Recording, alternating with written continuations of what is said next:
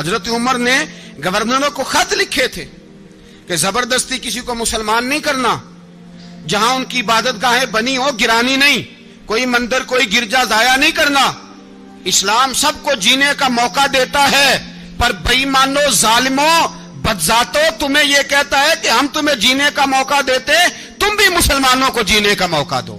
یہ جہاں بستے ہیں جہاں رہتے ہیں انہیں وہاں جینے کا موقع دو، انہیں بھی اللہ اکبر کہنے کا موقع دو، انہیں بھی قرآن پڑھنے کا موقع دو، انہیں بھی رسول اللہ پر درود پڑھنے کا موقع دو۔ ہمارے ملک میں عیسائی اپنی مرضی سے کھلے عام تبلیغ کرتے ہیں، یہاں تو چینل چلائے ہیں عیسائیوں نے۔ کسی مذہبی جماعت نے کبھی جلوس نکالا ہے کہ عیسائیوں کا چینل بند کرو؟ بولے نکلا ہے کہ نہیں نکلا؟ کتنے ظلم کی بات ہے۔